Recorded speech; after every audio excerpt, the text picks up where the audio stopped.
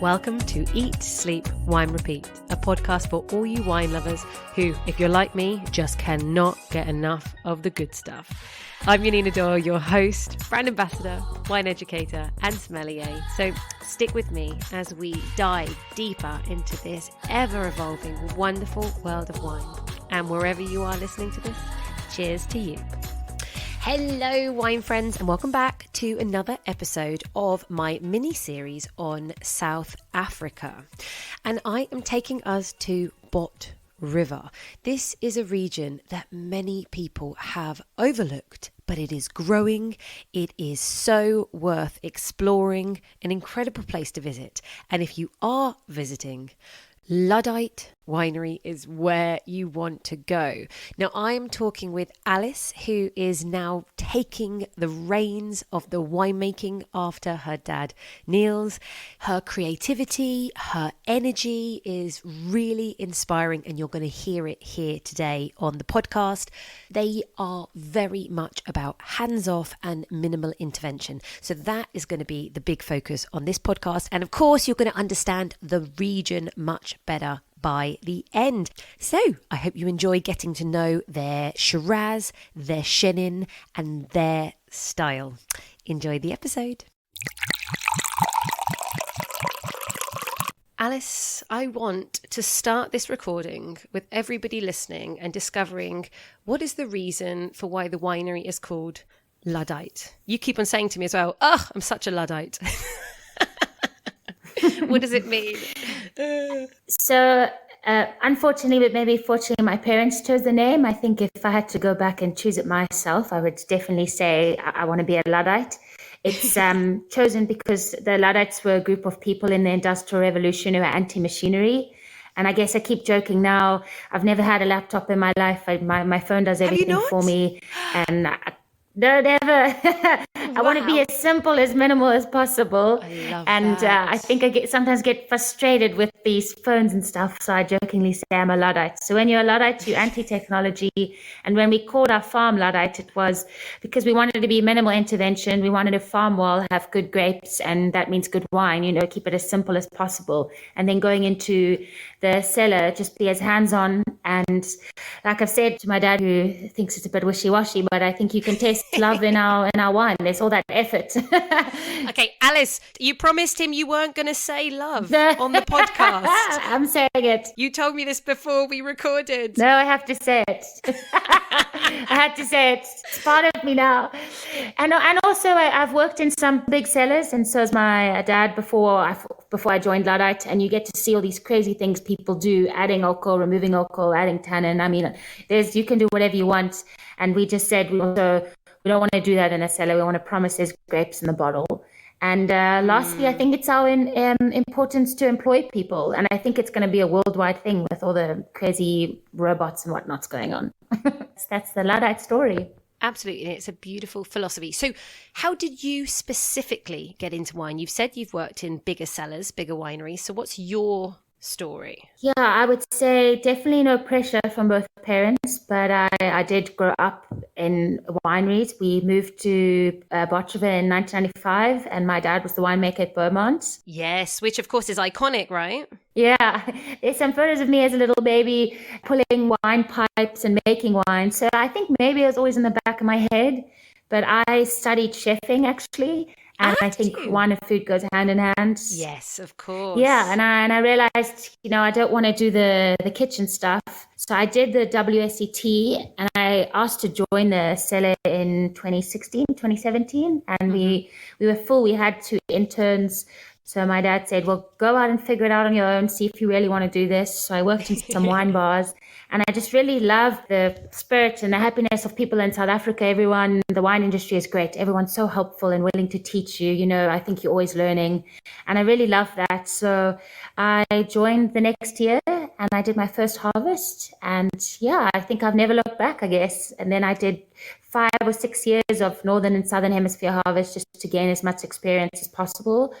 And then 2020, I decided I'm going to commit to Luddite, and yeah, that was the plan, really. So in the Northern Hemisphere, what was your most favourite winery that you worked at?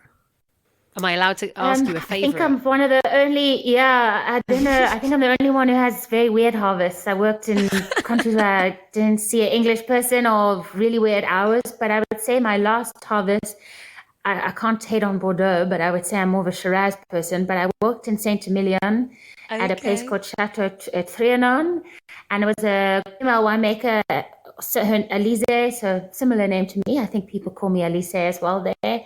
And I felt like I was really in charge, and I got a lot of confidence from that harvest. And I think coming home after that year, I was like, I actually can really do this, and I know what I'm doing, and I can do it on my own. And I think since then I was like, you can go, Dad, go do what you want. I can take on the harvest by myself. So that was really a nice confidence builder. But he hasn't gone, has he?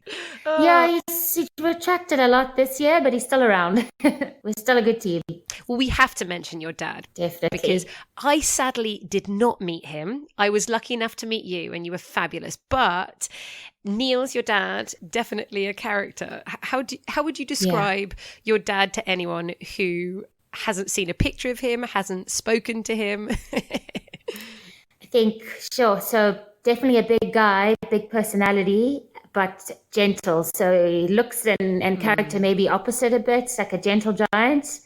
And I was thinking about him earlier. Sometimes when I first started, there were these really late, not super late nights. We still want to have our staff to have a life, but you're so tired and it's super hot. And he would always say to me, you have one chance to make wine. And it's something that I say to myself every day in harvest when I want to go home early or I don't want to do that punch down. I'm like, you have one chance to do it. And I guess it's like that's, I don't know what singer sings that song, but. Isn't it 8 Miles? Yeah, maybe. I think it's him. It's Eminem. Yes, okay, it's Eminem. You have one chance. And it just reminds me of he's really motivated and super passionate in the cellar. So when I look at him and taste the wines, and I just think that's something that reminds me of him, just his big energy and love for what he's doing. Other people ask if I'm going to be the same or whatnot, and definitely not. I'm going to be Alice, and the wine's going to be different. You can already taste difference in the wine. I think the vintage of Shiraz and Chenin we're tasting it's definitely me being in the cellar. So I'm going to make the best wine I can make, but definitely he was my teacher, and I've definitely got his philosophies and his styles. And I think he should be as passionate and motivated. Yeah. Love that. Well, then what have you taught him, or what are you bringing to the winery now? You're saying that the wines that we're going to taste are slightly different. So what is that? Yeah, I asked him this earlier and he said something about an attitude. And I was like, what? I like that. And they called me attitude the other day. So he said, no, you are very focused and switched on and you know what you're doing and you're really organized. And I love that I'm quoting him. And he said he loves that I always ask questions. Why? How? What are we doing? So it makes him think. So I think in a way, when we're making the wines, you get so used to running around the cellar doing the same thing. Since I've joined, me asking him, why are you doing that? How are you doing that? Don't do that. It makes you sit and really put concentration in the wine. So I think it's more confidence maybe in the wine, or more time to perfect them, more perfection in the wine. Perfection, that's the word I'm looking for. Well, our perfection. I love it. So what do you enjoy doing the most in the cellar? Very tricky question. I love all parts of the cellar. I mean, some days there's things I don't want to do. I guess really getting the grapes in or picking the grapes, getting them in and tasting the fruits, and then doing all the processes and tasting it as wine, the finished product, seeing the process go through is really fun. I would say in harvest time, definitely my favorite thing is to jump inside a tank and dig out the tank. I think all our staff love me for that. Yes. No one wants to climb in the tank. Right. Yeah, plenty. Yeah. Oh, dear. So okay. I think no one wants to jump in the tank. So everyone's super happy. That's my favorite thing to do. And I think it's like you climb in this tank and you just dig it all out and press the wine. And I don't know why, but that's quite exciting for me. It's like the hard work is kind of done. I have never gone inside a tank and cleaned it out, and I don't have claustrophobia. Okay. And I would absolutely love to do it once. I don't know about twice. Yeah, you need to. But I think Yeah, well, I think it's that point, you drink wine. Oh, you swirl a glass. Oh, look at me. Look how elegant and sophisticated I am. Ooh la la la. No, Yeah. I want to put on some wellies. I want to get wine all over my skin. I just want to feel it. And, it's hard when you move grape skins as well, when there's not the juice there. It's a workout. So, I'll come do that next year for you. Thank you. You're more than welcome to. Actually, no, you're not going to let me, are you? You love it so much. I don't. Yeah, I've had to let someone in the tank before. One tank, okay. But one tank. I was timed at digging out tanks in France. Used to jump in and be like, "The clock's going. See how fast you can do this." And I was like, "Wow, okay." And how fast can you do it? I can't remember, but I didn't beat her. But I was pretty fast. Okay. So I mean, we've really relaxed at Luddite. We can't go faster than the pump. So it's just a nice gentle pushing out the grapes, and you've got to have fun while you're doing it. So absolutely, zero pressure. I love that. Oh dearie me. So this is a very small winery for everybody to realise. We are not talking big business.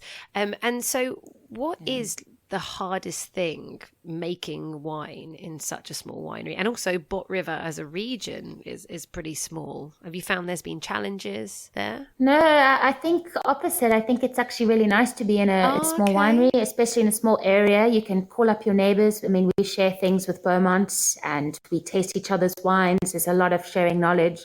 So I think being in a small area, really great.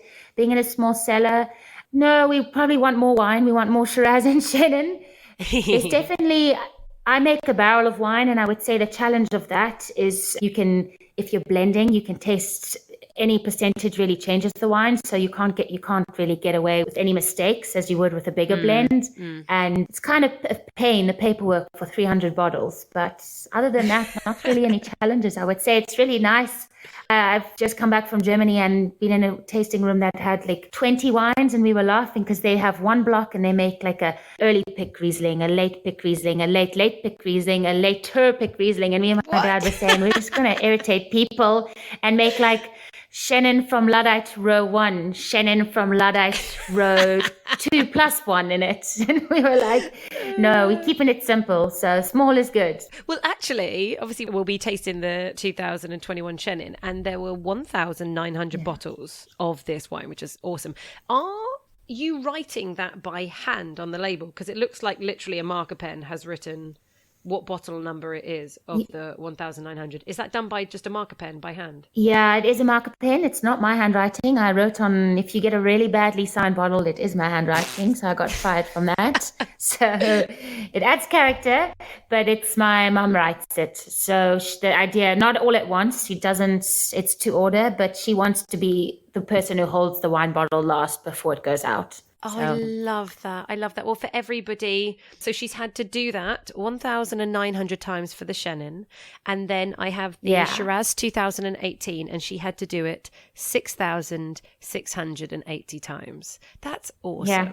Love it. You can see when you have a little wobble, you can see there's a few vintages where you're not focusing and you've written backwards numbers and things like that. So that's also quite special if you get one of those. That's when you guys have had a few drinks at the end of the day. Yeah, or you perhaps starting early days in Luddite and you have your 3 kids who keep trying to call you and you're trying to write on the bottles. Oh God, and I met your mum and that was fantastic. And actually as well, for anyone, you drive up this, it's like, just you going in, you're in the middle of nowhere, there's all these rolling hills and you just kind of go up this path and you're like, are we here? And I remember there were some workers that were just on the road going into your winery, and they just stopped and smiled and waved, and straight away you're like, okay, this is lovely. And then you enter. That's good to hear. Yes, there you go. I wish I could tell you who.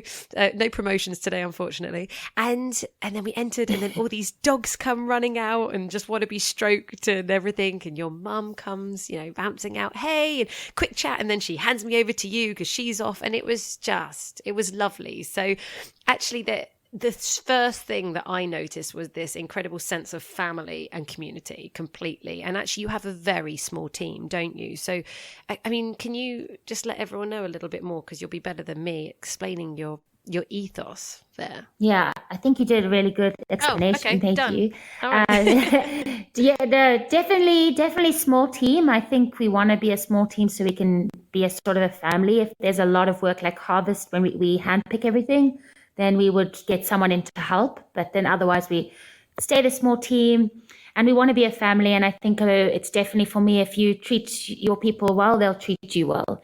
And we have coffee every Monday morning. We talk out, is there any issues? We want everyone to feel loved. And I think that's really important. And how many people are working? I feel like the number 8 is coming. Did I just make that up? I don't know. It is 8, 4 guys and 4 girls. That's And one guy that's really amazing, his name's Fissy. It's like fishy in English. And he's really great. He was at another farm and someone sent us a message to say this guy's got so much potential and he's really young. So he works with me in the cellar and he's amazing. And his memory is amazing. I sometimes will send him a message and I'm like, did you do this? And he's like, 2 days ago. And I'm like, amazing, you're really good. So perfect. yeah, really. And for me, one of the best parts, I mean, this could tie up to another question, is harvest time. You're so tired. We don't have a forklift tipping grapes. We dig out everything by hand. And the team efforts that I see and how everyone knows what they must do when we set up the whole process. You've got the lady that's got the rake, the lady holds the pipe, this guy does this, and you don't even have to say anything. We just go 1, 2, 3, go, and everyone goes. And they're smiling and laughing the whole time. It's, for me, really special because I've never had a harvest where I'm standing sweating in the heat and everyone is laughing and having a good time. So I think if I ever lose that, then yeah, there's something wrong. Well, I can confirm that literally there is an energy. There is genuinely an energy in the air when you come up to your property. You can just feel it. And actually as well, it's not just that. You know that you don't take yourself too seriously. So I think I've taken a video that you've got at the end of your rows, instead of just wooden posts, you've turned them into colourful pencils, right? Oh, yeah. Yeah, your pencils. It's lockdown projects. Oh, was that when it was done? For me, you come and you're like, okay, this is a winery that has energy. You just know before you've even entered. So it's beautiful. Now, what I love about coming to Bot River is that everybody knows about Stellenbosch. People have heard about Franschhoek. But Bot River is one of these places I know about. It's like, oh, okay. And it's kind of, there is that slightly more, seems alternative, interesting, minimal intervention, hands-off, maybe more natural wine scene. But people just don't really know much about Bot River. So can you tell everyone a little bit about this wine region and what makes it special? Yeah, I mean, Bot River is definitely getting on the map, I would say, a few years ago, especially when we moved here. No one really knew where Bot River was. You would just pass it going to Hermanus. So now when people ask, I kind of say it's around an hour from Cape Town. You've probably driven past it if you know where Hermanus is. And a lot more people are stopping over. I mean, it's grown a bit. I think it's going to grow a lot more, especially with everyone working more online. But it's still that quiet little village. We still got one restaurant that we all go to. It's a Portuguese restaurant in Bot River, but the best Portuguese food by far. Oh, I did not go there. I missed out. You need to next time. It's very popular. And then, yeah, I think for me, there's a big sense of family in the community. We all know each other, and that's probably because it's so small. And for me, really, really beautiful. I think, when did Beaumont start? I think 1800, it was a refreshment station. So Beaumont's been around for a long time. And then all these other wine farms started popping up because I think people realized Chenin Blanc and Shiraz works really well in Bot River. We also are really close to the sea. We're about 10 kilometers, our farm. So we get that cooling influence. The only thing we wish Bot River had was more rain. I've loved growing up here. It's a really beautiful, beautiful area. Yeah, because I remember driving from Bot River to Elgin, and I think it's like just 20 minutes down the road. Elgin's like 20 minutes to the west, isn't it? Absolutely. So you've got the cooling climate from the ocean. Do you consider yourself cool climate? No, we're not. We're not cool climate. No, we have cooling influences, but I wouldn't say cool climate. I think we're more a Mediterranean continental. It's cold winters and very warm summers. We get a lot of wind in the summer months as well. So we've had to plant in a way that suits our climate. Right. So you get lots of sunshine. Yeah, we've planted our vines that you get morning sunshine, not afternoon sunshine. We've also planted the rose so we get that wind breeze going through the vineyards. And then being 10 kilometers from the ocean in the morning now, we get that foggy mornings in winter. And that's kind of a nice cooling influence as well. I'm not sure what I'm talking about when I say our altitude or elevation. I don't know if it's that high, but Luddite is on a hill, which kind of helps us a little bit. But most challenging thing is we don't get rain. I mean, it will be pouring in Hemel na Aarde, which is not far from us. It would be pouring in Amarnet and it's not pouring in Botchava. So that's the one thing we wish we had was more rain. You need to go out with buckets for us to Manus. Yeah. And bring it back. It's been an interesting harvest. It's been not as hot as it usually is. So, and then later, like now May, it's a beautiful 20 degrees day today. So yeah, the weather's been interesting.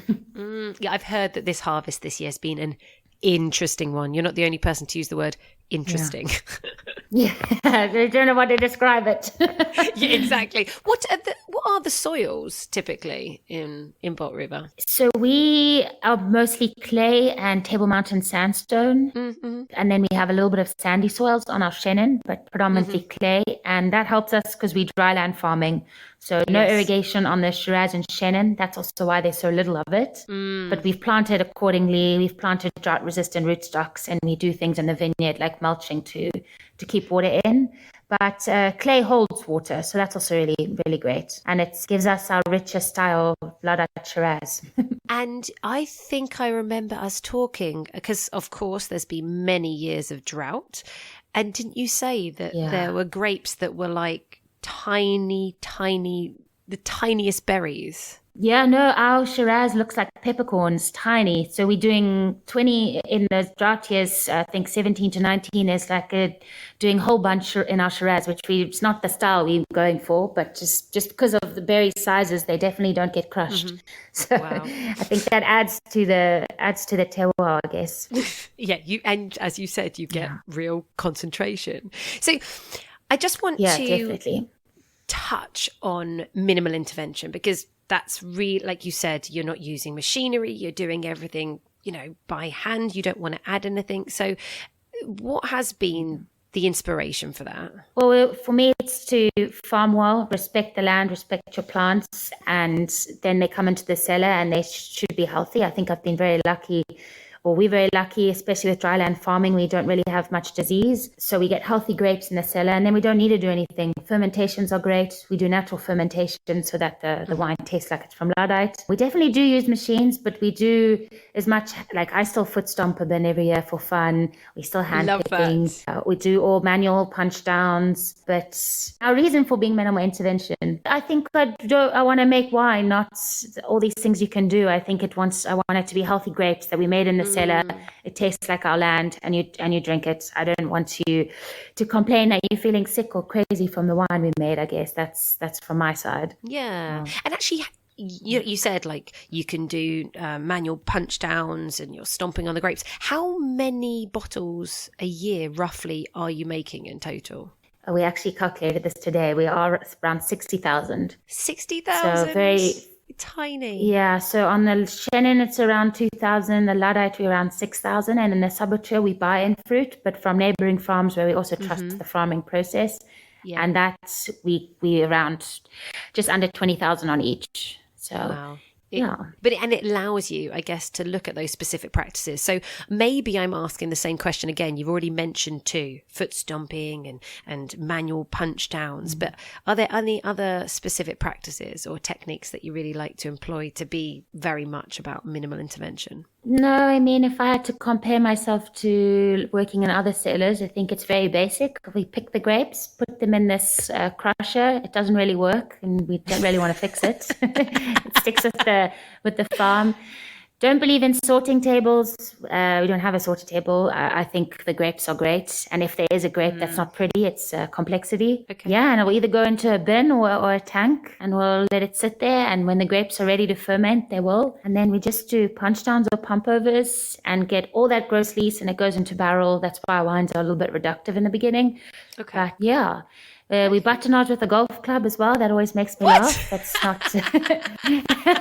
And I found we're not the only ones doing that. I think a few people are starting to realize it's quite a smart thing to do. Well, it's got a little thing on the end, hasn't it? Yeah, it works. My dad would ask, what golf club? He's an ex-golf professional. So, I don't know. Is it an iron?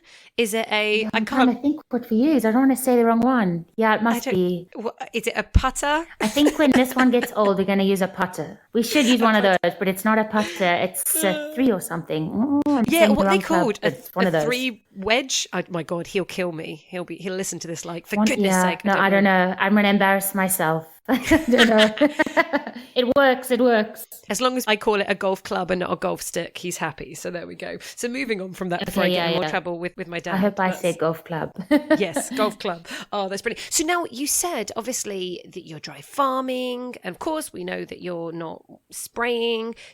But do you have issues with pests and diseases? Are you able to deal with that without relying on synthetic chemicals? Yeah, we are. The way we farm is, my mom always jokes, biological. So if we have to do something, we will, but we'll do something under the organic guidelines. Mm-hmm. We have leaf roll, which is not really our fault. It's just disease vines that we planted. I think a lot of South Africa is covered with that. Okay. So we're going to pull out vines slowly and replant our Shiraz. I think it's time. They're about 20 years old. Mm-hmm. And then hopefully, because we would love to look after older vines, we just need to have non-virus vines. But because of dryland farming, we have hardly any leaf coverage. So with lots of wind coming through, it's not really a space for humidity. So generally get downy or powdery in those conditions. But if we have to spray, we will follow an organic spray program. Yeah, so you're allowed to spray sulfur, but we always call someone just to double check what we're doing. But touch wood, we've luckily, and especially in our Shiraz, never really had to do anything, which is really great. We are at the moment putting down compost and cover crops just to give the vine some love so that they can have some more grapes. We're down on a lot of crop this year. So we definitely think it's definitely water. And now we're getting lots of rain, but we're just giving the soil some love and the vine some love now with doing those practices. And yeah, hopefully we get more grapes next year. Just to finish off on the technologies or the use of temperature control, nowadays we can be so much with modern winemaking, we can have so much of these controls. I think you do have still temperature controlled tanks, don't you? Yeah, we do for our Shiraz, yeah. And then you've got obviously lovely barrels. And I'm jumping ahead now, but I just really want to talk about what's in the winery. The same way that you use a golf club to do batonnage and lees stir. I was fascinated when you took me down to the winery and we tasted from 2 barrels the same Chenin Blanc, one just simply in barrel and the other one you had put some stones in there. Or were they rocks or stones? Well, they were amphora pebbles. Neither actually, Elena. Yes, amphora pebbles. Amphora pebbles. And tell me about this, because the difference in texture and the minerality and the fruit concentration was so different, and I much preferred the barrel with the amphora pebbles. So this was your idea, right? Yeah, I think we always have this. I mean, it's not just in our cellar. Everyone always loses so much wine to topping up. And if you really want to irritate yourself, you do the maths and see how much wine you lose per month. Oh, God. And I think it was years ago, I said to my dad, why don't we put clean rocks, put them in the barrel, and then we don't lose topping wine. And he was like, no way, don't talk to me about this. And how do you get the pebbles out? And then we were sitting at an amphora tasting together. And I said, we were just talking about if we agree with amphora or not. And I said to him, why don't, because we're both a little bit obtuse, I said, instead of putting wine in the amphora, let's put the amphora in the wine. And he loved the idea. So he called up the guy in Cape Town who's making the amphoras. He thought we were crazy. And we said, can you make us pebbles? And yeah, he did. So we threw them in the barrel going, we don't know what we're doing. We hope we don't lose wine. So I sacrificed my barrel of Chenin. And yeah, it was crazy. I mean, it definitely filters the wine in a way, naturally filters it. I think it also removes a little bit of acidity, so there's more of a mouthfeel to the wine.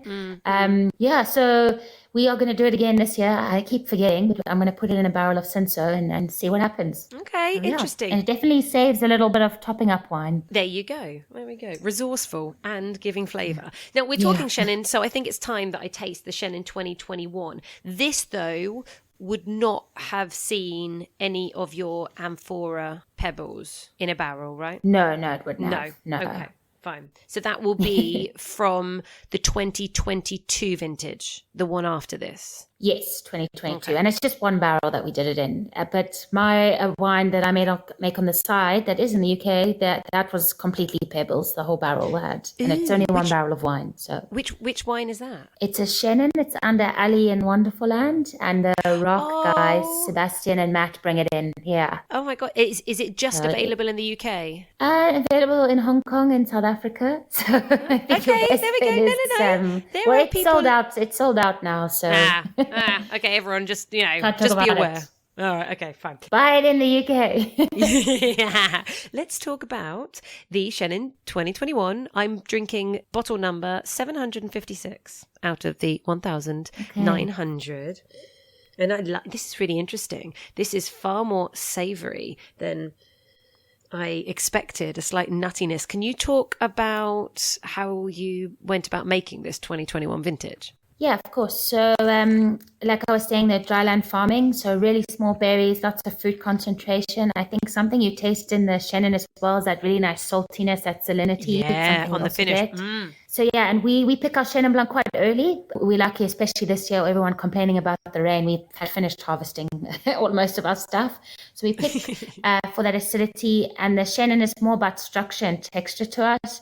So hand pick, it goes into open bin fermenters, so no cooling, and it's on skin for 21 days. And then we do morning and afternoon punch downs just to basically wet the cap, push the skins down, give it some texture, give it some tannin. And then we wrap up the bin and close it and just forget about it. And then my dad always jokes with me, if once you start feeling like you can't sleep anymore, then it's time to look at the Chenin. And it's definitely a thing, because it happened to me this year I actually had a little nightmare about Chenin grapes. Let's press the Chenin. Oh my God. So we press it direct into barrel with as much sediment as possible. And that allows the wine to fill out as well, give it more mouthfeel. And then it gets batonnaged once a month, also just fill out the wine. And then it sits in barrel for about a year before we blend it. Lovely. I think, this is quite a complex. So whereas a lot of the Chenin Blancs I've been having, like from, say, Stellenbosch or, Swartland, whatever, they're much more tropical. There's a real fruitiness. This is a bit more structured. It's savoury. Like you said, you touched on the saltiness. There's a lot of, for me, on the nose, this kind of like dried apricot and a little bit of baked apple, and then it's slightly even a little bit suggestive of yeastiness, just a suggestion, but good mouthfeel. There's a weight. There's definitely some spice on the 21. Yeah, like a ginger spice even. Yeah. It's a very rare fruit, and I've actually bought myself a tree because it's just a memory of mine. I worked at a cellar that had a kumquat tree outside, and I used to eat them. And you eat it whole with the skin and everything. And now Chenin reminds me of that because it's got this pithiness, and then it's got a sweet and sour. So it's like a journey of eating a kumquat. To me, it's a memory, and that's what our Chenin always reminds me of. Yeah, so. I understand. There's a ripeness of fruit, but a savoury saltiness. So absolutely, sweet and sour. Yeah, good acidity in this. This is lovely. So for anybody, again, who doesn't like wines that are too aromatic or too tropical and they want a little bit of structure, but this still has a lean nature to it. It's not overly creamy. It has a nice texture and mouthfeel. It has a little bit of that skin tannins, but not like I know you've left it on the skins. It's not like an orange wine or anything like that, but there's just, again, it's a suggestion. No, it's orange wine without being orange. Yeah, I'll go with that. Absolutely. But not to scare anybody off. It's more just a suggestion of texture that's just left on your tongue. This is amazing. It's lovely. And quite unique. So I've really enjoyed it. This is for anybody, well, I think we've just gone on to the 2021 vintage because I can't find it online in the UK. But for the 2020 vintage, Buon Vino is doing it for £44. And North South Wines, everybody, who just, oh my God, I don't know, they just upset the whole industry by selling things ridiculously cheap. So this is not what it's worth, but you can get it at an absolute bargain. If you buy a case of 6, you can get it for £32.66. So there you go. Alice, when you come to the UK next week, you can buy it all back. Yeah.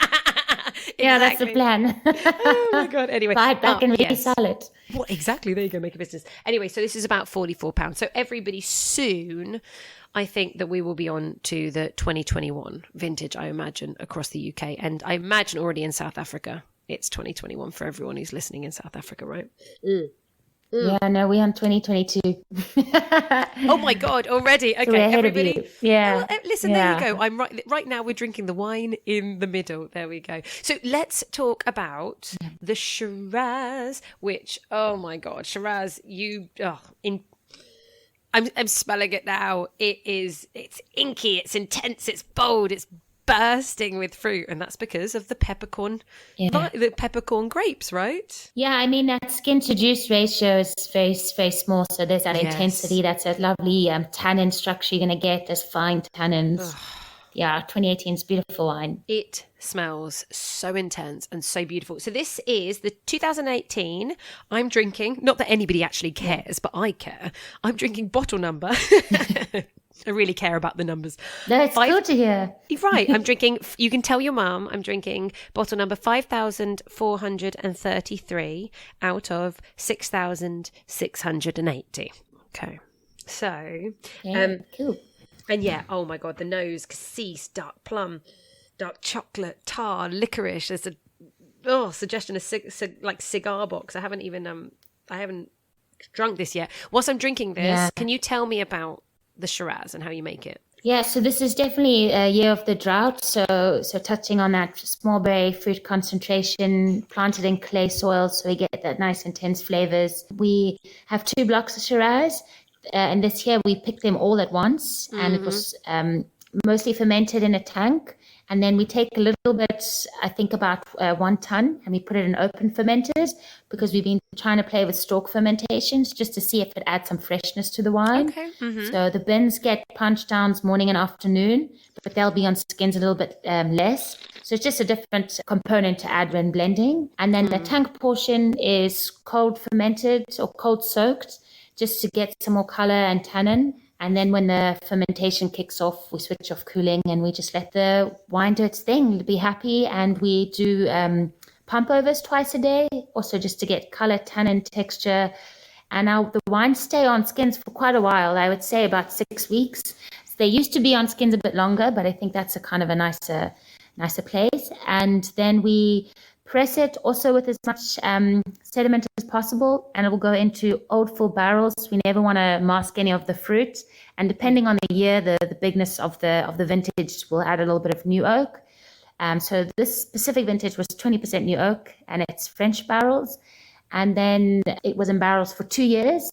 And then we try and put the Shiraz in bottle for 2 years just to get all the components together, all the components to marry, and then we release it. And I think it's good to release a Shiraz that's a bit aged. But I think there's so much going on, this lovely color, lovely tannin structure, and the wine can also go for 20 years comfortably. So yes. And when I was with you, because you didn't have any of the current vintage, you'd sold out at the time, I was drinking 2010.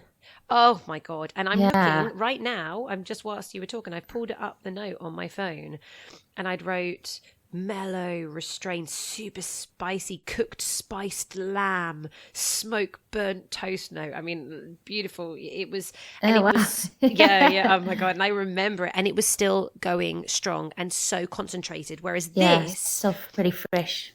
Is drinking beautifully, but it's very much about the power. It's very much about the fruit, but you still have, it's rich, but it's also very serious because the tannins are dry, they're chewy. So it's not a fruit bomb in any anyway. It's just super, super powerful. But with this like nice, subtle suggestion of spice, which I think probably as the wine ages, it's going to get more of that kind of, I guess, what I was tasting, like the clove and the other kind of spices that were coming in. And the meatiness is probably going to develop with age. But gosh, if anyone could hold back these wines, they will be rewarded. But they're so giving and delightful. Like, this is a real Shiraz style, everyone, not Syrah. Yeah, Shiraz. Yeah, I think for us, when we're making the wines, don't want to make wines in a commercial way. We want it to be where you can drink the bottle, make wine to drink, not taste. So for me, white wines need that freshness, need that acidity. And that's what I think we get with the Chenin. And they also ferment very dry. And the Shiraz, the ferment's really healthy. So the wine is fermenting super dry. So it leaves your palate refreshed and then you want more. So it's not like a tiresome, overly sweet. You don't get lazy drinking the wine, I guess, if I have to word it in that way. Totally agree. You should keep going back. No, and this like that kind of cigar box that I'm getting, this again, and the drying the tannins, the savoury nature that kind of engulfs all of that, fruit burst. It keeps everything in balance. There is freshness still with the power. Love it. For people wanting it in the UK, can't have my one. Again, vintages. Sorry, everyone. Currently, would you believe the people selling are on 2017, it seems, online. So Vinum is selling it for £42.65. Vinum normally does things quite well priced. But Buon Vino, who are doing both of your wines, are doing this for £49. But again, it's 2017. That's a brilliant vintage.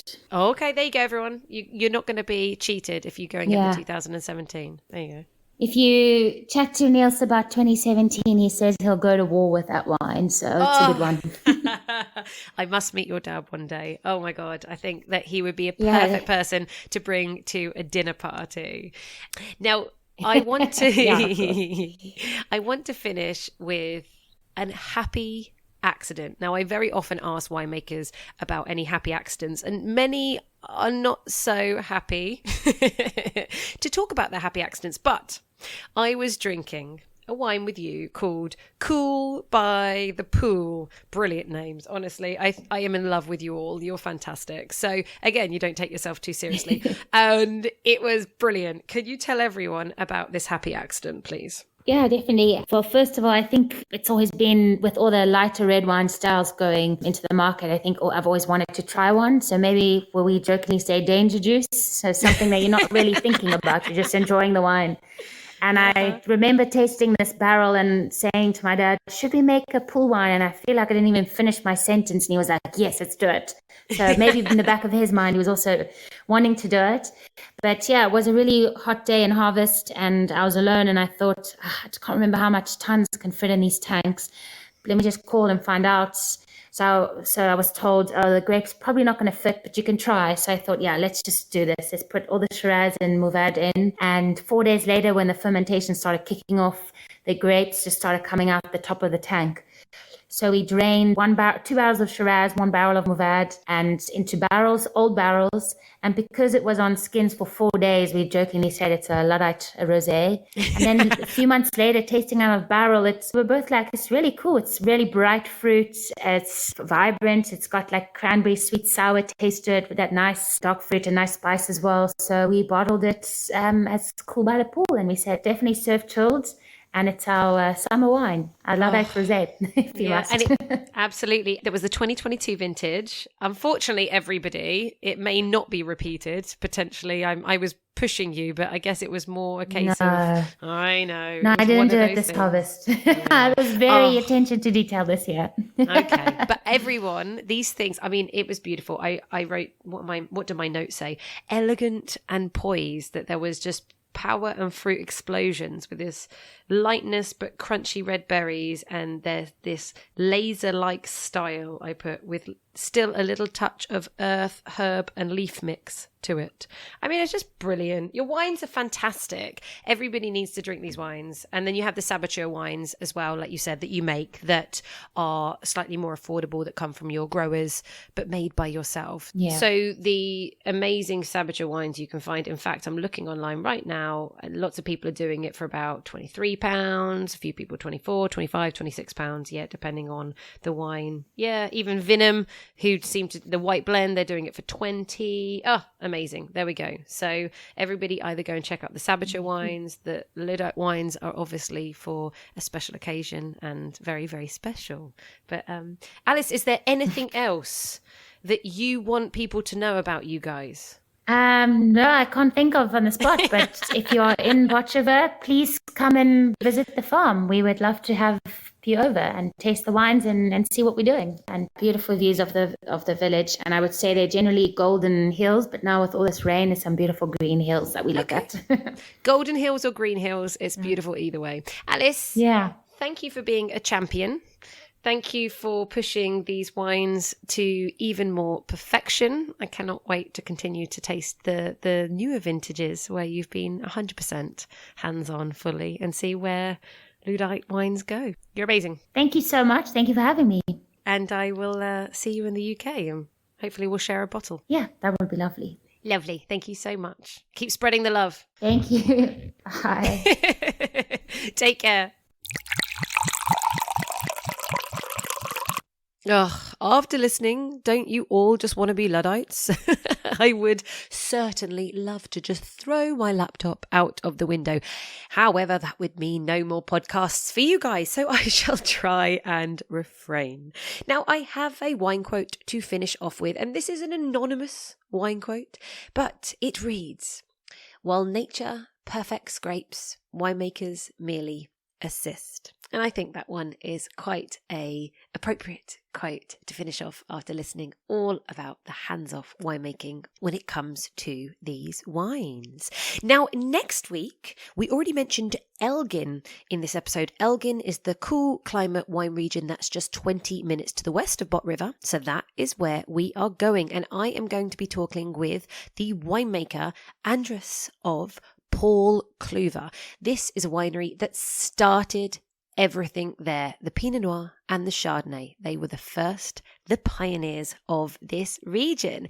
So do join me next week. If you are enjoying these podcasts, do make sure that you have liked the podcast, shared it with your wine-loving friends, and the very, very best thing you can do is to leave a rating on Spotify and a review on Apple Podcasts. It makes everything more discoverable. Now, may you continue to expand the horizons of your knowledge, drink delicious wines, and I'll see you back here next Monday. Until then, cheers to you.